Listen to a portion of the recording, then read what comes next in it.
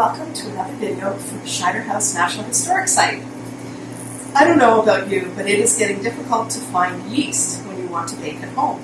Did you know that you can actually make your own yeast? That's what the Schneider family did over 150 years ago.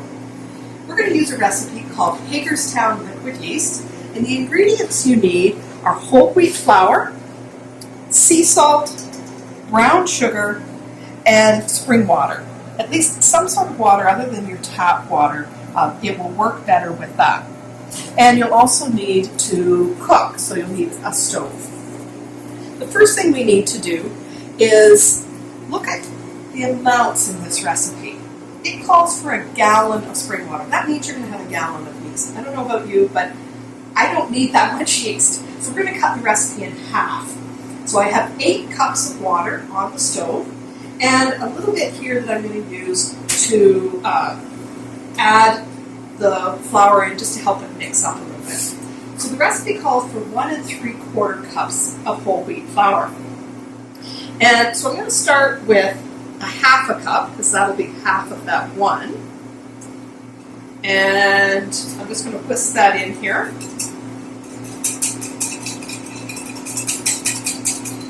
And now I need to half that 3/4. So I'm going to take 1/4 and whisk it in. And then half of my quarter. Use your judgment there. So I'll whisk that up. And now I'm going to whisk this into the water on the stove.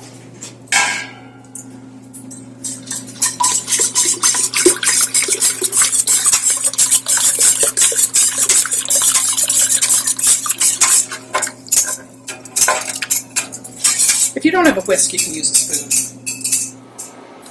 So the next ingredient that we need is some sea salt. And because I'm cutting the recipe in half, it's going to be just a tablespoon of salt that I add. Next, the recipe calls for a 1/4 cup of brown sugar. Because I'm cutting this in half, I'm going to fill my 1/4 cup all the way about halfway here. And this is a little bit chunky, so we'll just do, there we go. Does that look about right? I'm going to add that now. And let's get together. And then it's just going to sit on the stove on low heat for an hour. Now don't forget to stir every so often. You don't want this to burn. And it gives you a chance to check the texture as well. So I'm just giving it a little stir here. And it's gotten a bit thicker. And we're almost to our hour now. So now it's been an hour. I'm going to take the Hagerstown yeast off the stove and pour it into a jug that you want it to be a clean, sterilized container. You can use a jar. I'm going to pour it into the jug, and then later it can go into another container. But for now, it goes in.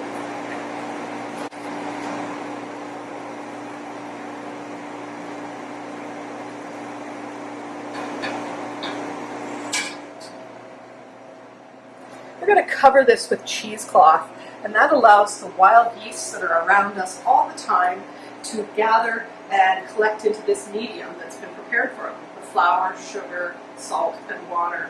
It's going to take a couple of days. Between 2 and 3 days, you should start to see this all nice and active, and at that point you can use it. If after 3 days it isn't active, then you can make a little hop tea, if you have hops available, to add to it. But otherwise, you might have to start over. But make sure it's in an area that is warmish, and you should have a nice bubbling yeast. Oh, one other tip, put this in a pan. It can bubble over, so make sure you've got a nice tray to collect it and not damage any of your things at home.